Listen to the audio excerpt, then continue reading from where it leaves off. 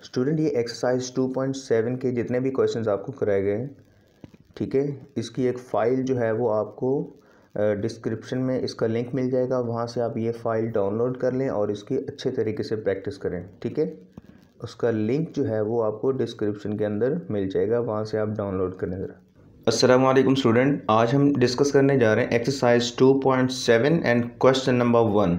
Student इसमें हमने find out करना है y2 मतलब सेकंड डेरिवेटिव। स्टूडेंट देखिए, जैसे हम लिखते थे कि dy/dx, इसे हम इस तरह से रिप्रेजेंट भी कर सकते हैं। डेरिवेटिव का एक और नोटेशन भी है, dy/dx लिखा हुआ हो या आप इसकी जगह y1 लिख दें।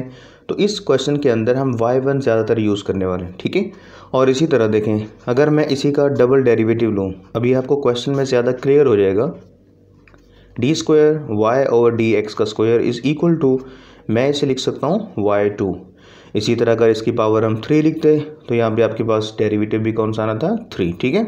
तो ये y2 हमने इस क्वेश्चन के अंदर फाइंड आउट करना है, डबल डेरिवेटिव, 2 दफ़ा डेरिवेटिव लेंगे हम। स्टूडेंट मैंने क्वेश्चन इस दफ़ा पहले ही सॉल्व कर लिए हैं ताकि आप लोगों का टाइम बचे, ठीक है। जस्ट मैं आपको समझा देता हूँ। देखिए ये क्वेश्चन आपको दिया हुआ है, क्वेश्चन नंबर 1 का फर्स्ट पार्ट। इसमें y2 आपने फाइंड आउट कर, गिवन आपके पास y की वैल्यू है, y की वैल्यू आपके पास ये दी हुई है। अब हम इसे डिफ्रेंशिएट करते हैं विद रिस्पेक्ट टू x, ठीक है। ये अब यहाँ पे देख सकते हैं। तो दोनों साइड से हमने डेरिवेटिव अप्लाई कर दिया, वो आपके पास है d/dx, और यहाँ पे एक दफ़ा हमने दोनों को मल्टीप्लाई कर दिए। अब हम इसका डेरिवेटिव लेंगे। आपको पता है कांस्टेंट 2 जो है ये हमने यहाँ पे एज इट इज़ लिख दिया है। हम वेरिएबल को डील कर रहे होते हैं, लिहाजा एक दफ़ा हमने डेरिवेटिव d/dx अप्लाई कर दिया सबके साथ। अब ज़रा ध्यान से सोचिएगा, x की पावर 5 जो है इसका आप डेरिवेटिव लेंगे, पावर रूल लगाएंगे तो पावर शुरू में आएगी। तो शुरू में पहले से एक कांस्टेंट मौजूद है, जब 5 2 से मल्टीप्लाई होगा तो ये बन जाएगा, तो पावर में से 1 माइनस किया, 10x की पावर 4। इसी तरह 4 3 से मल्टीप्लाई हुआ, -12, ये माइनस पहले से ही है, x की पावर 3। और इसी तरह ये 3 4 से मल्टीप्लाई होगा, पावर रूल लगेगा तो 12x²।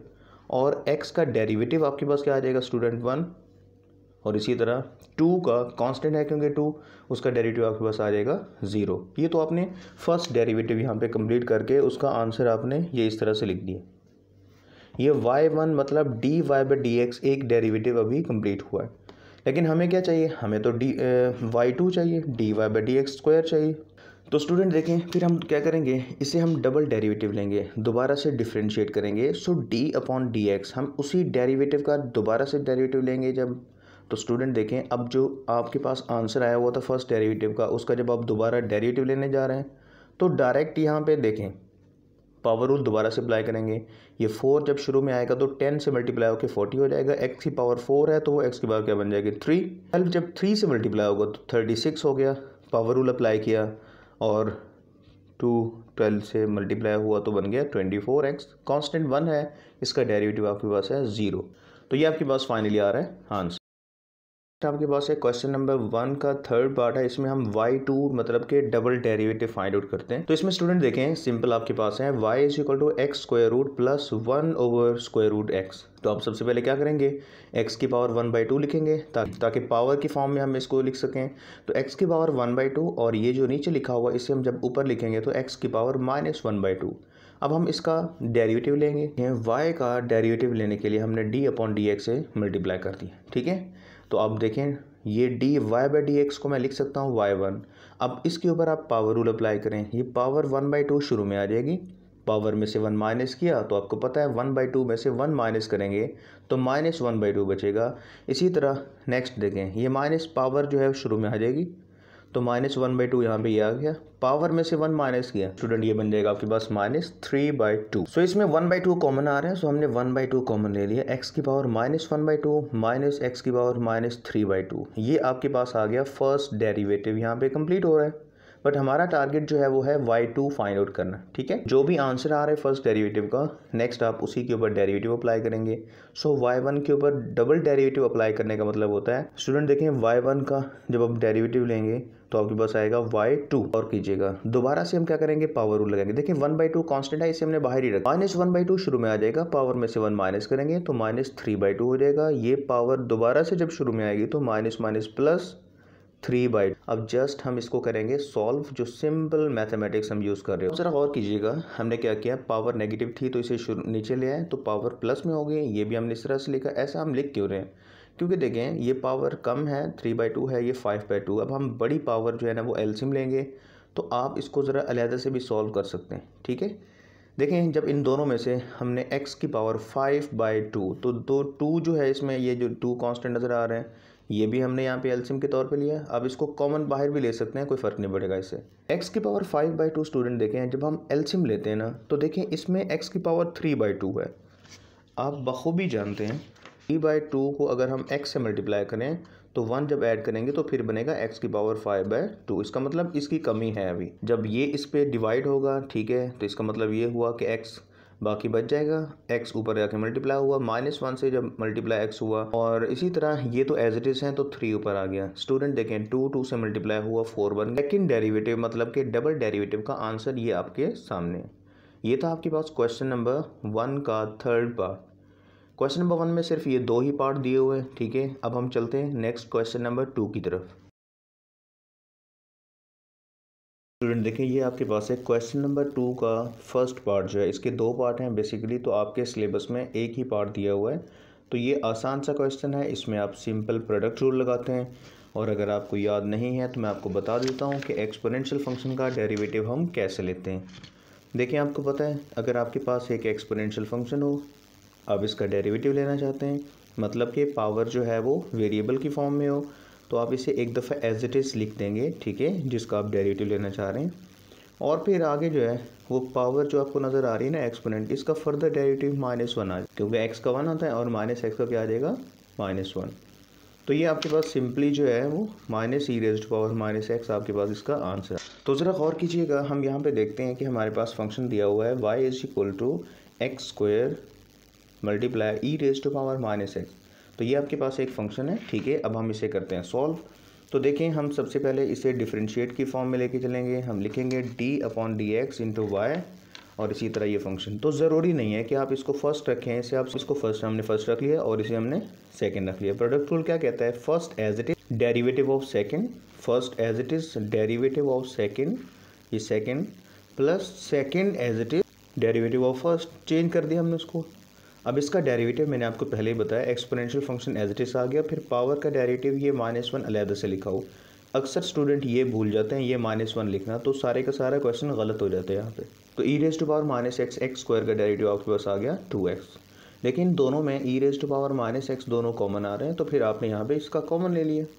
बाकी इसमें से बच गया ये माइनस के साथ बचा -x² + 2x। आप चाहें डबल डेरिवेटिव मतलब सेकंड डेरिवेटिव हम लेते हैं। सो y1 का डेरिवेटिव आपके पास क्या आ जाएगा, y2 आ गया। तो फर्स्ट फंक्शन आपने यहाँ पे रखा और इसे हमने मान लिया कि ये सेकंड फंक्शन है। ठीक है, तो first function as it is आ गया, derivative of second plus second as it is derivative of first, first as it is आपके पास आ गया। अब इसका डेरिवेटिव ले रहा, -x² को क्या आ जाएगा, -2x आएगा, प्लस 2x का 2 आएगा, क्योंकि x का 1 आता है, ये एज इट इज आपने लिख दिया। फिर वही बात e⁻⁻x का डेरिवेटिव एज इट इज, और फिर पावर का डेरिवेटिव -1। इस -1 का आपने ख्याल रखना है। तो देखें अब हमने करना क्या है, हमने दोनों में से दोबारा से एक दफ़ा कॉमन ले लिया। ये आपके पास आ गया e⁻⁻x कॉमन लिया, इधर से ये कॉमन आ गया और यहाँ से ये कॉमन आएगा। अब देखें इससे जब हमने ये कॉमन लिया तो बाकी ये बच गया 2x + 2। ठीक है, और देखें इसमें से ये कॉमन आ जाएगा स्टूडेंट, तो इस माइनस को, माइनस जब यहाँ इन दोनों से मल्टीप्लाई होगा, स्क्वायर था तो +x² में कन्वर्ट हो गया, और ये +2x था तो ये -2x में कन्वर्ट हुआ। बस आप इसको सिंप्लीफाई करेंगे, मतलब आपने स्क्वायर की फॉर्म में जो आपके पास रिजल्ट है उसे हमने शुरू में लिखा -4x + 2, तो ये आपके पास है सेकेंड डेरिवेटिव। तो स्टूडेंट देखें क्वेश्चन नंबर 3 का सेकंड पार्ट हम करने लगे। इसमें हमने y2 फाइंड आउट करना है, और इस दफ़ा आपको y सेपरेट नहीं दिया हुआ। ठीक है, तो ये बात आप ज़रा ध्यान में रखिएगा। ठीक है, तो देखें हमने करना क्या है। देखिए अगर आप पावर रूल अप्लाई करते हैं, मतलब आपको पावर रूल का फॉर्मूला कुछ इस तरीके से मैंने बताया हुआ है कि x की पावर 3, पावर रूल अप्लाई करते हैं, पावर आप शुरू में लिखते हैं, पावर में से 1 माइनस करते हैं।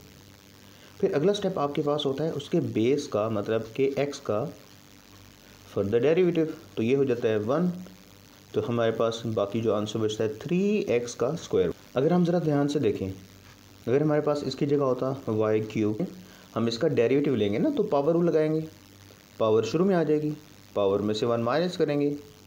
अब बेस क्या है यहाँ पे y है, तो हम उसका डेरिवेटिव लेंगे, डेरिवेटिव मतलब d/d है। तो स्टूडेंट देखें आपके पास फाइनली जो आंसर बचेगा वो 3y² dy/d। बात समझ आ रही है? क्योंकि वहाँ पे तो x था ना, बेस और इंडिपेंडेंट वेरिएबल आपस में सेम थे तो 1 हो गया, कट हो गए।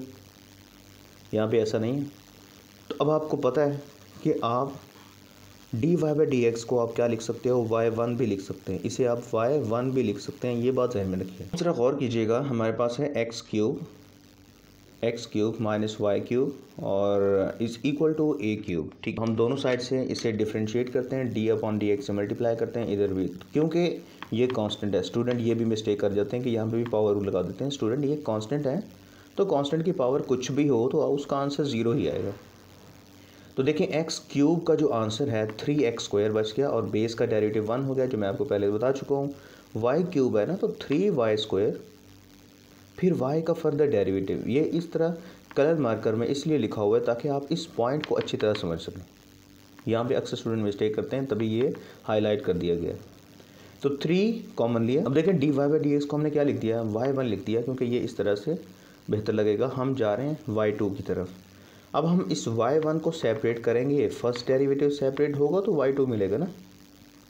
तो हमने क्या किया, 3 कॉमन ले लिया, 3 को 0 के नीचे डिवाइड किया, 3 कैंसिल हो गया। इस y1 को सेपरेट करने के लिए हमें पता है कि हम ये माइनस है तो इधर आगे क्या हो गया, प्लस हो गया। ये नीचे लिखें x² is equal to y² dot y1। अब इस y1 को हम सेपरेट करना चाहते हैं। गौर कीजिएगा, y² जो इसके नीचे इसके साथ मल्टीप्लाई हो रहा है, इसके नीचे आके डिवाइड हो जाएगा।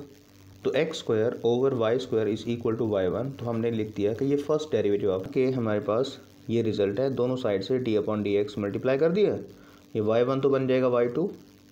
लेकिन इसके साथ आप ज़रा गौर कीजिएगा, आप क्या करते हैं, डिनोमिनेटर को ऊपर लिखते हैं। हमने क्वोशिएंट रूल अप्लाई कर दिया, डिनोमिनेटर को आप ऊपर लिखते हैं। ये जो नीचे आपको वैल्यू नज़र आ रही है, इस वैल्यू को आप ऊपर लिखेंगे। ऊपर वाले फंक्शन का डेरिवेटिव पहले हम लिखते थे, आज हमने ले लिया, क्योंकि बार बार आप इन चीज़ों को क्लियर कर चुके हैं। लिहाजा x² का डेरिवेटिव क्या आ गया स्टूडेंट, 2x आ गया। ये एक स्टेप मैंने यहाँ पे शॉर्ट कर दिया हुआ है, ध्यान में रखिएगा। डिनोमिनेटर को ऊपर लिखा, ऊपर वाले फंक्शन का डेरिवेटिव लिख दिया। y² का डेरिवेटिव ले रहे हैं तो आपको पता है पावर रूल अप्लाई करेंगे, 2y आ जाएगा, पावर 1 बच जाएगी यहाँ पे। और फिर बेस का जब डेरिवेटिव लेंगे तो वो dy/dx आएगा, तभी हमने उसको y1 की फॉर्म में लिख दिया है। दोबारा से बता रहा हूँ, y² का डेरिवेटिव मतलब पावर रूल लगाएंगे, पावर शुरू में आ जाएगी, पावर में से 1 माइनस कर दिया, और फिर बेस y है तो इसका फर्दर डेरिवेटिव y1 आ गया। y1 मतलब dy/dx। और डिनोमिनेटर में जो भी हो आपने उसका स्क्वायर लेना ही लेना है। तो पहले से स्क्वायर था तो y की पावर क्या बन गई, 4। यहाँ तक मेरे ख्याल से कोई ज़्यादा मुश्किल बात नहीं। स्टूडेंट देखें लास्ट वाला स्टेप आप देखें, हमने इन दोनों में से 2xy हमने यहाँ से लिया कॉमन, 2xy कॉमन लिया, बाकी यहाँ पे बच गया y माइनस, और फिर इसी तरह x dot y1 first derivative. अब हमें पता नहीं है कि फ़र्स्ट डेरिवेटिव को क्या करना है स्टूडेंट, हमें तो y2 चाहिए ना। तो अब हम y1 की वैल्यू जो पीछे आप देखें, फर्स्ट डेरिवेटिव आपने क्या फाइंड आउट किया हुआ, y1 किसके इक्वल था पीछे देखें ज़रा, x² ओवर y²। तो हम उसकी वैल्यू यहाँ पुट कर देंगे। ये बहुत ही अहम तरीन पॉइंट है, इसको आप ज़रा ध्यान से सोचिएगा, ठीक है। तो मैं आपको यहाँ पे लिख देता हूँ, ये आपके पास सबसे इम्पॉर्टेंट पॉइंट है, ठीक है, कि हमने डेरिवेटिव की जगह उसकी वैल्यू को पुट करना है, राइट। अब आप ज़रा गौर कीजिएगा, इसमें से y जो हमने xy कॉमन लिया था, एक y यहाँ से कैंसिल हो गया, y की पावर 4 थी तो 3 बच गई, 2x यहाँ पे ये बच गए। अब आप ज़रा गौर करें तो आपको यहाँ पे एक चीज़ क्लियरली नज़र आ रही है, इस y के नीचे 1 है ना, तो अब y2 जो है वो इसका एलसीएम लेंगे तो y2 इससे मल्टीप्लाई होकर y3 बन गया।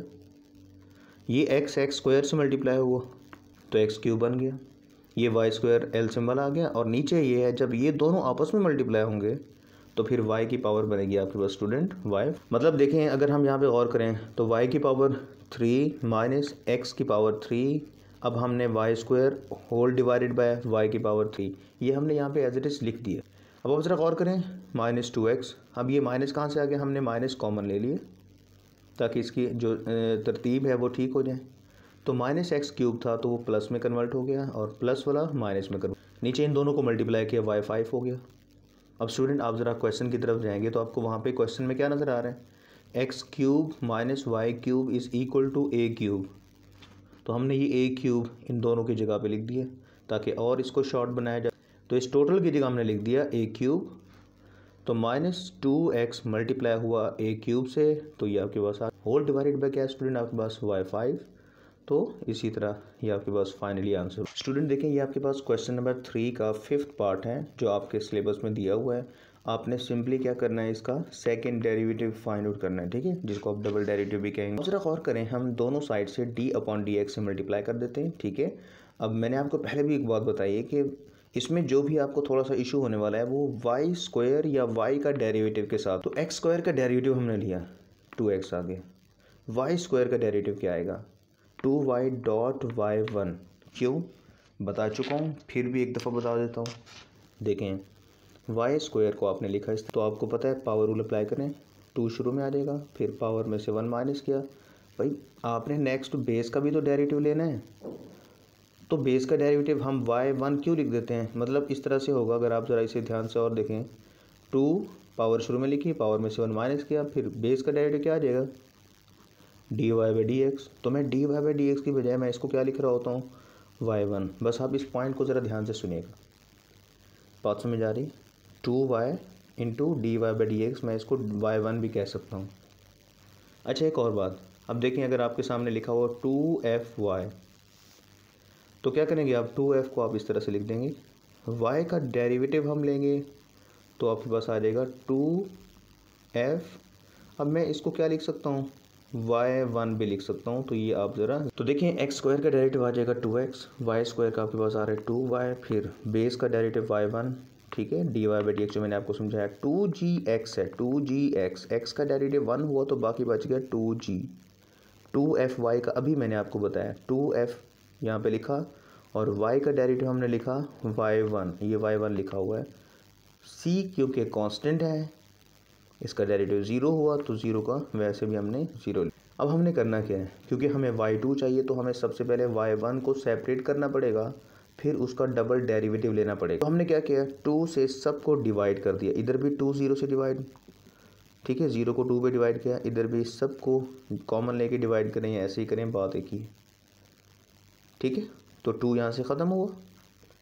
अब ज़रा गौर कीजिएगा, 2 टर्म्स ऐसी हैं जिनके साथ y1 अटैच है, जैसे ये आपके पास एक टर्म हो गई और इसी तरह ये, मतलब कि जिसके साथ फर्स्ट डेरिवेटिव अटैच है।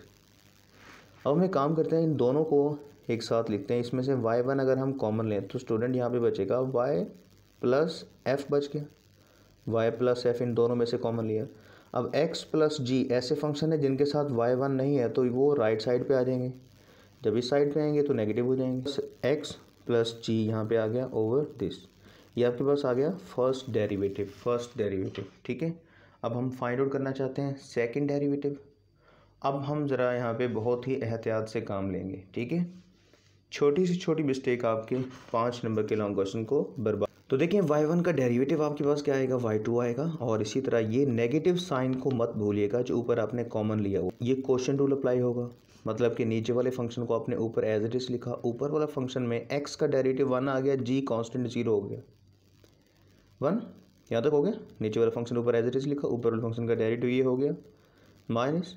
अब इस फंक्शन को आपने एज इट इज लिखना है। अब नीचे वाले फंक्शन का डेरिवेटिव देखिए स्टूडेंट्स, y का डेरिवेटिव क्या आ जाएगा dy/dx आएगा, तो मैंने उसे y1 लिख दिया, और f कांस्टेंट है उसका डेरिवेटिव 0। दोबारा से बता रहा हूँ, नीचे वाले फंक्शन को ऊपर लिखा, ऊपर वाले फंक्शन का डेरिवेटिव, तो x का डेरिवेटिव 1 हुआ, g कांस्टेंट है इसका 0 हो गया, तो यहाँ पे हमने 1 लिख दिया, माइनस इस फंक्शन को हमने छोड़ दिया। अब इसका डेरिवेटिव देखें y प्लस f, y का डेरिवेटिव क्या आएगा dy/dx आएगा, तो मैंने उसे लिख दिया y1, f कांस्टेंट है उसका डेरिवेटिव 0, तो y1 की जगह आप ये वाला फंक्शन पुट करेंगे, ये माइनस के साथ है, ठीक है। इसमें ज़रा ध्यान से समझना है आपने, ठीक है।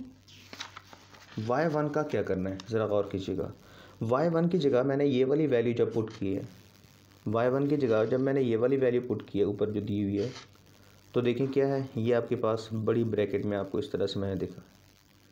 अब स्टूडेंट ये y1 की वैल्यू है, ये माइनस माइनस से मल्टीप्लाई होकर प्लस हो जाएगा, x प्लस जी से मल्टीप्लाई होगा। यहाँ पे टेंशन नहीं लेनी, अब आपने इसको सिंप्लीफाई करना है। एक्स प्लस जी से जब मल्टीप्लाई हुआ तो स्क्वायर बन गया, तो कुछ इस तरीके से आ जाएगा। देखिए यहाँ पे एक और स्टेप भी है जो आप ज़रा ध्यान में रखेंगे। मैंने क्या किया, मैंने एलसीएम भी साथ में ले लिया। देखिए ज़रा गौर करें, पहले आप इन दोनों को मल्टीप्लाई करेंगे ना तो माइनस माइनस हो गया प्लस। अब नीचे इसके नीचे भी 1 है स्टूडेंट, इसके नीचे भी 1 है, तो आपने लिया एलसीएम। तो एलसीएम आपके पास क्या आ गया, वाई प्लस एफ। जब ये इससे मल्टीप्लाई हुआ तो इसका स्क्वायर ये बन गया, ये जब इससे मल्टीप्लाई हुआ तो आपके पास बन गया एक्स प्लस जी होल का स्क्वायर।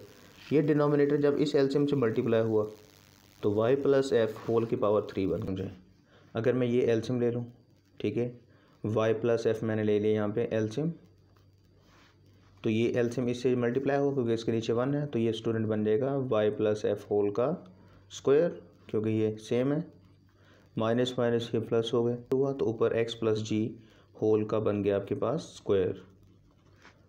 तो ये पहले से था, अब होल डिवाइडेड बाय पहले क्या था आपके पास वाई प्लस एफ होल का स्क्वायर, तो ये दोनों मल्टीप्लाई होके फाइनली आंसर। स्टूडेंट देखें, ये आप ज़रा गौर कीजिएगा, वाई स्क्वायर मैंने फॉर्मूले का स्क्वायर पहले वाई प्लस एफ का स्क्वायर ओपन किया है, y square plus f square मतलब a square plus b square plus 2ab 2fy हो गया।